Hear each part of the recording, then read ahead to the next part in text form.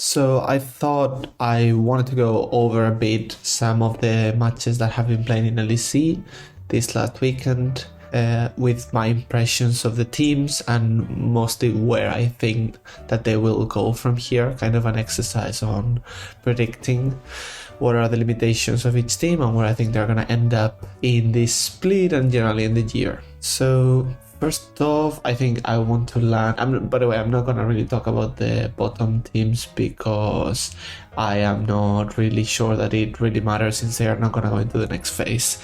But let's try to talk about as many teams as I want to, basically. So the first one I think is the current top team, which is G2.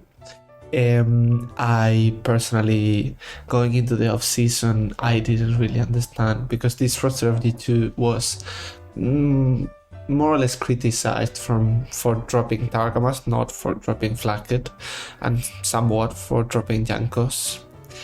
And my general impression is that the bot lane is much better, but not only because you've brought in Hansama, which was not good in NA, but that's not... I don't really understand why people just assume that someone has an off year and they can't bounce back. I don't know why this happens so much, specifically in LoL. I'm guessing because the complete life of the game is smaller than that of the career of a football player. So we haven't really seen players with that long of a career and how many times they bounce back unless they are at the very top of the game.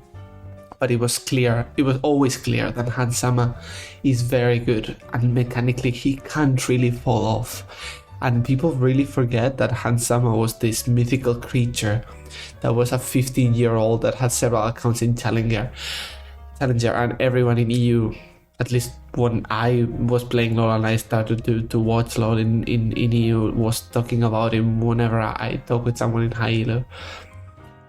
So yeah, he's basically, I don't really believe that Hansama will drop off significantly. He can always grind and get back to his level. Now, the thing with Hansama is that he has limitations that he can't really overcome because he plays heavily for lane.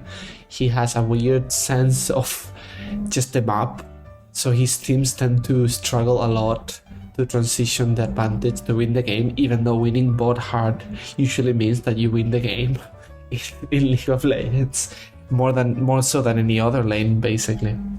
So I don't think he would be very bad. I don't think he would break the limits. I think he was a fine pickup. It's definitely better than Flacket, and Flacket is pretty much the opposite type of player, but of course he's not there yet. He's not cooked.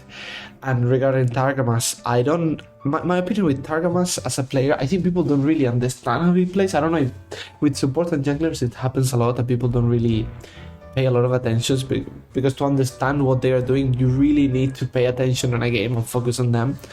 And Targamas is a player that is not good at laning, but paradoxically, and this happens with a lot of players, is very good mechanically and has a very wide champion pool, and he understands a lot of what the champions do. So he's very good at the game in general, in the sense that he can pick up any champion and he's very good at it, especially for a support. That's why when he played Senna, we were in awe at how good he was guiding and how he was moving, and I've seen him play like fucking Brand when he was on Giants the first time he came on the LEC, and he was incredibly good at that. But Targamas is also not a very good laner. He doesn't really understand when to roam, and when he roams, because he's so good at micro, he really fucks you up if he finds someone. But the problem, what I'm saying is he's not a very map intelligent support, or he doesn't really understand lane states that well. So what you get with Targamas is basically a good player, but someone that needs to be, and I'm not saying that Targamas can't get better. I think he can get these maps, and I think, I'm just thinking about, like, of course it's in another level, but Keria was a bit like this when he entered into the scene, which is normal. So although Targamas has a lot more experience, but not at the top level, so I think he can get better, and I think if he gets better at reading the map, he will be fucking amazing. But he's not there, not at all yet. So he makes your team a lot weaker in that sense, especially if you're a top team. And Mickey X is also a support that is very good mechanically, but he's much better at laning. He's very good at laning, and he understands the map better, even if he has his own limitations. And how he's been playing, I don't know if the couple of, I think, Yumi games he had last year in last split in Excel, people thought that he was washed, or even though he was playing very well, or what, but he was really, really good last split in Excel, and he's really, really good right now, and he's playing like the best support in the league, and it's good to have him back because he's also better than Targamas. So there's that. They have a very good laning bot lane and the Misfits bot lane, because people always think that Misfits team sucked. They did, but they had a very bad mid laner with Sengax, and they were not as mature, and it's clear Mickey X has gotten a lot better at reading the map. I actually don't know if Hansama is any better at that. It doesn't feel like it, at least to me, but they are overall a better bot lane. So it is a very good bot lane to have, and I think everyone, like pros amongst themselves, rate them very highly for a good reason. They have a very strong laning bot lane. They have Caps. They have Broken Blade, which I'm not a super fan of Broken Blade. I think he's not the best top in Europe, and he's never been the best top in Europe, like holistically. But he serves you well. I don't know if they are gonna be able to play to his strength though with this kind of bot lane. I'm not really sure how they're gonna play. Maybe Broken Blade can learn to have a different role in the team and just take his pocket picks whenever necessary. I think that would be the best adaptation. And then Yike, I've seen Yike play a lot in the LFL, and I think he is good. I think he's good. But what I think is going to happen is this team has a very strong lane in bot lane, and the meta is really, really, really favors winning bot lane. That's why we see fucking Heimer and Jhin support. And so I think G2 is gonna win a lot of games. At least this LEC Winter, very, very hard, and the map is really easy to play when your bot lane wins hard. So I don't know how Yike is gonna adapt, because I think he's fine. I think he's gonna be relatively green, but he is gonna get fed, he's gonna get really hyped, and if G2 go to MSI, then he's gonna have that one game when an Asian jungler is gonna sucker punch him in the teeth, and everyone's gonna be suddenly low on him. I don't think it's gonna be very bad or very good, actually. It may be fine for G2. It depends how he adapts. I think he can potentially be good, but he needs a lot more time, and you're gonna see that he gets overhyped very quickly. I just wish for him to have the time to develop. He seems like an intelligent jungler from what I've seen, but just a fine jungler. I don't think he's like a generational level talent, or he would need several years to reach top status. So I think this team is gonna be very, very strong in Winter. I'm not sure how they're gonna play in BO series, because I think like they are really good, but they will have the potential to try to use some weird idea and like mess up a series by having a couple of consecutive terrible drafts. But barring that, they already have an identity, and they have things figured out, and they have good players. So I think they are not the team with the highest ceiling in Europe, but they will be the best team this season very easily. So I will put my bets on them. Next, there's Vitality. So Vitality, I think, is a work in progress, a lot more than it seems. So they've won games that they shouldn't. Well, the Fnatic game they shouldn't have won. They don't win that normally, like they shouldn't have. And of course, even then, I think what Perks said is true, that if you win when you don't have to win, that means that there's something good in the team, like innately, and I think that's true. This team has very good players.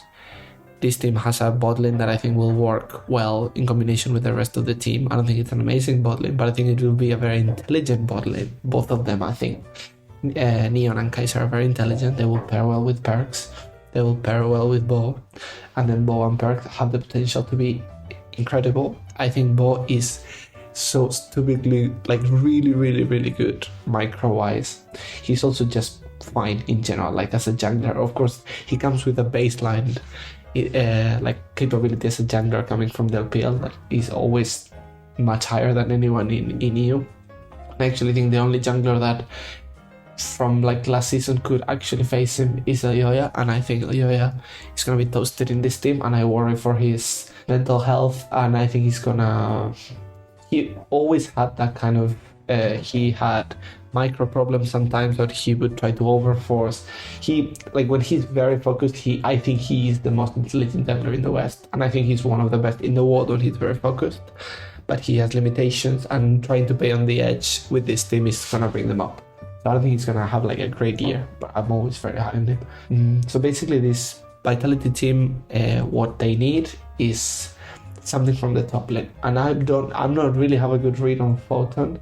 I know that he was considered like the third best top in challengers in Korea. I think he's widely considered to be like just a top laner. He's not impressive mechanically. He has a normal champion pool. He's just serviceable. I think he comes with a better pedigree, a better base level than people like Casey, who are on ERLs. But he is not a trainee.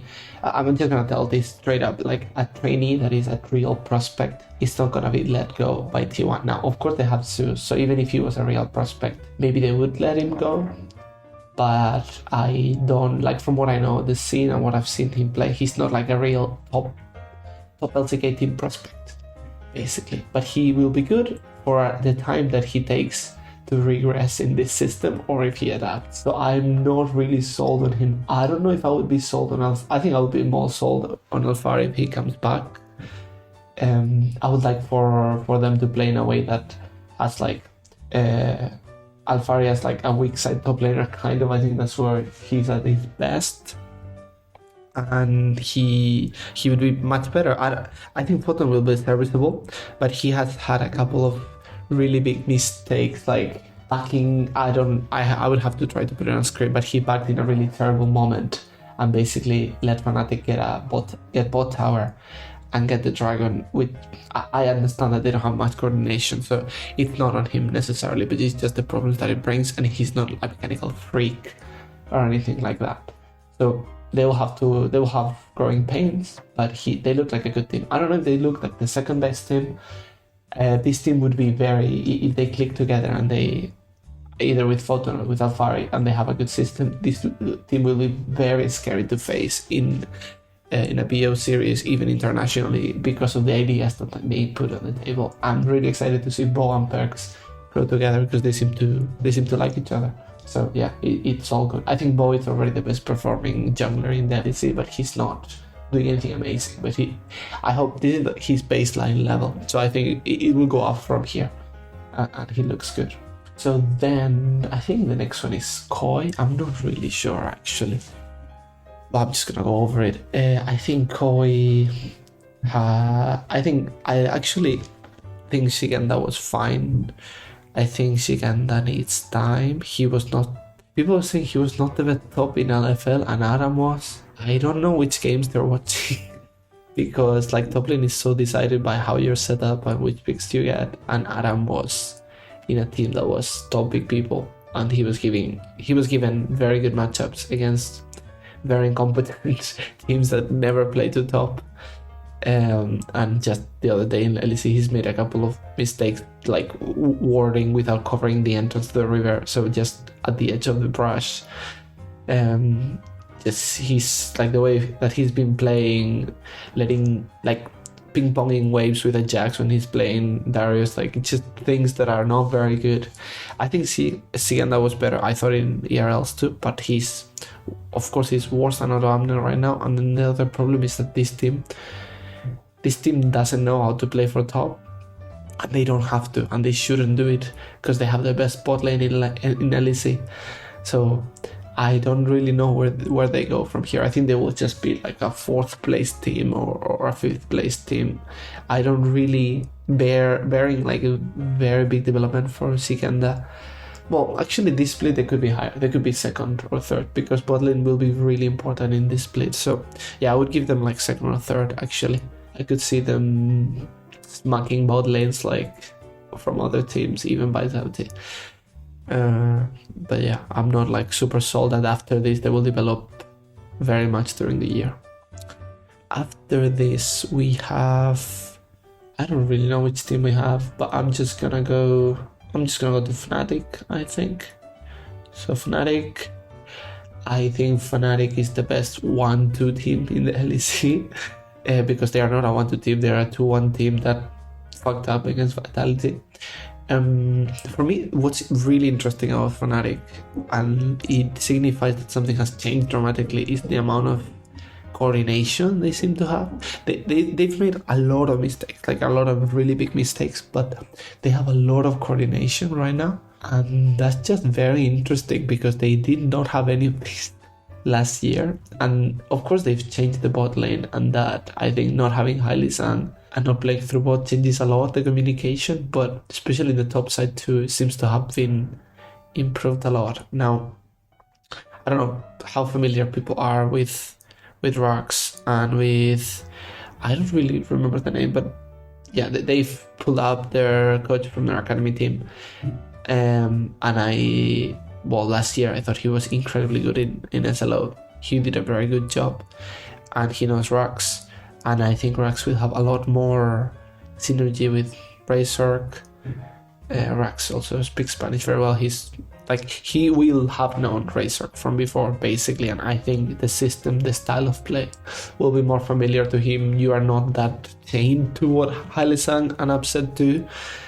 And Razork is a jungler that I think needs to have like someone who will collaborate with him. He's not very good at like making a set play. Basically, he has to do something on the fly, and it's not the best thing in the world. But if you want to play with him, you have to kind of do that.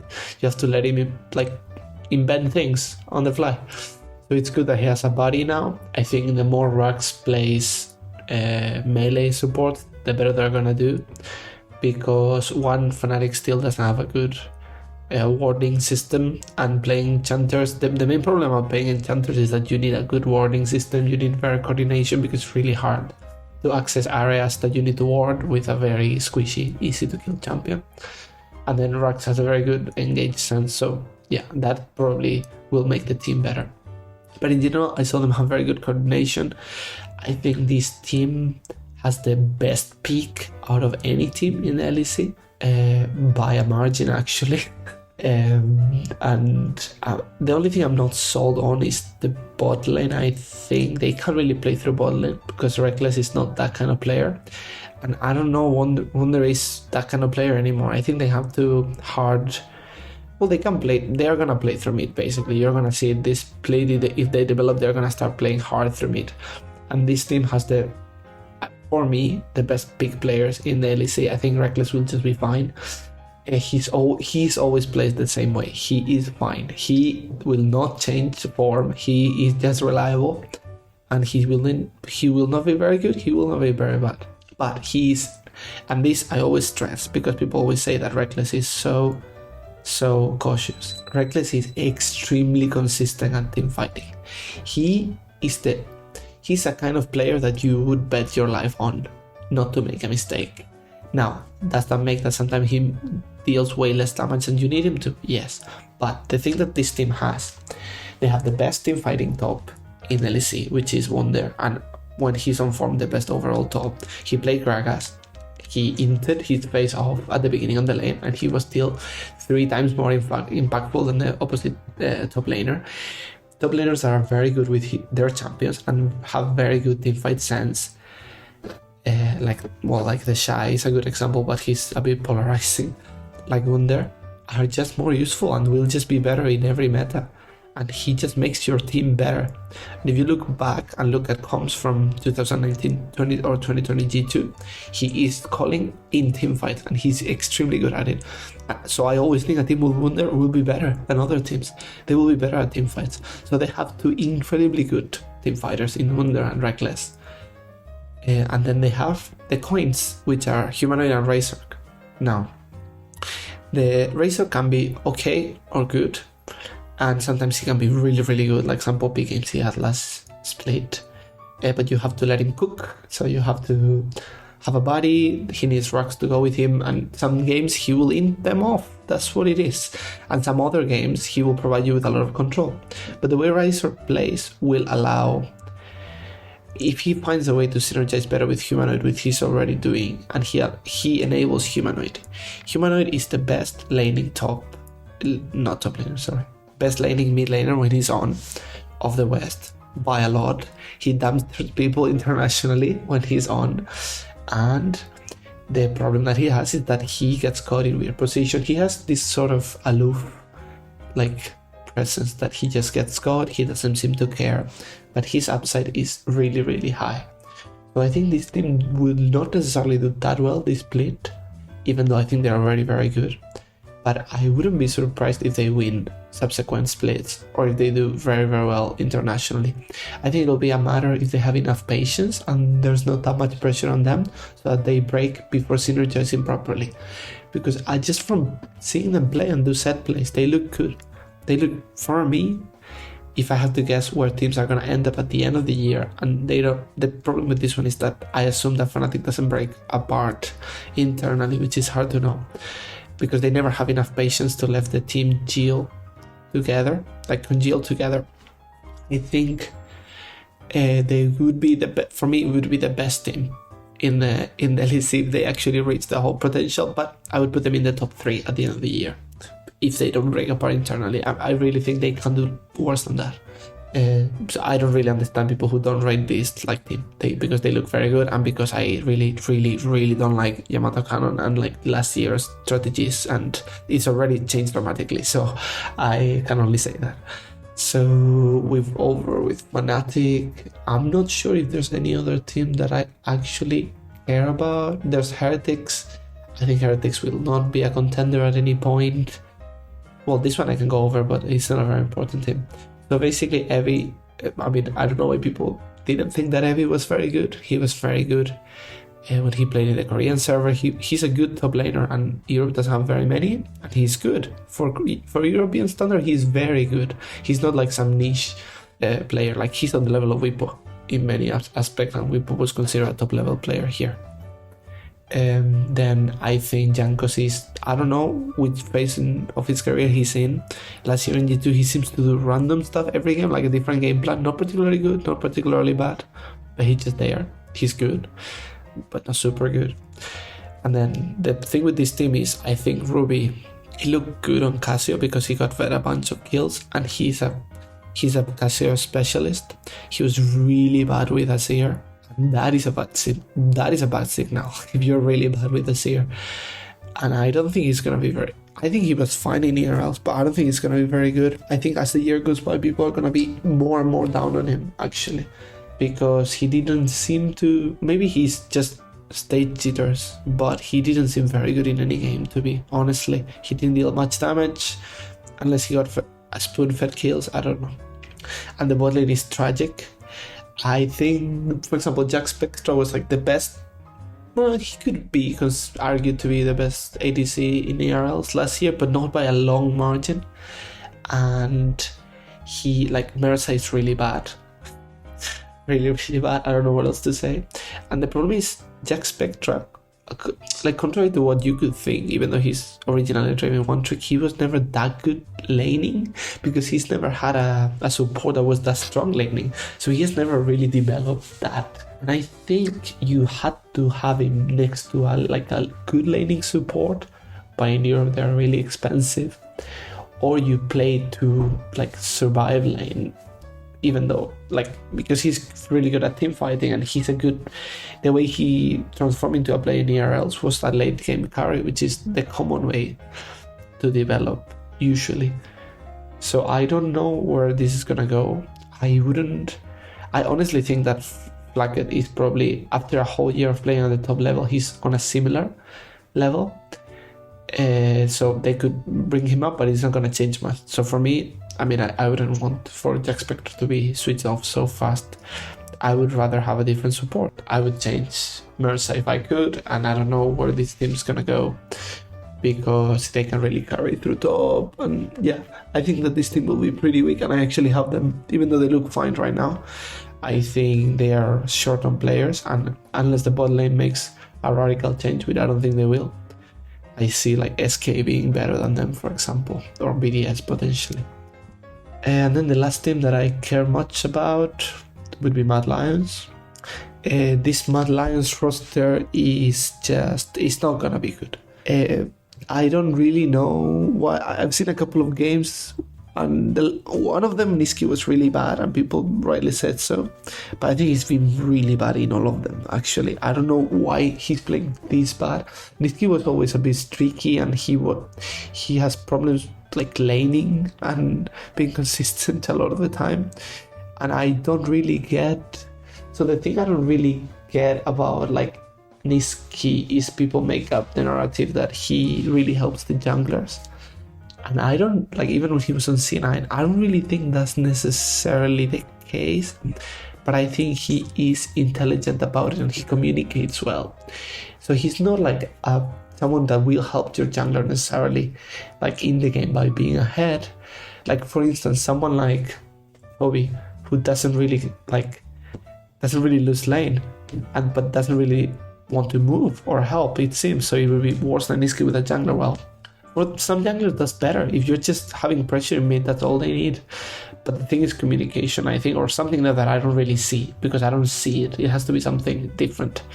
And this weekend it was terrible for Niski. He was strong in an Akali game. Like, he got fed like 3 kills. There's a gank where he misses like the RE combo.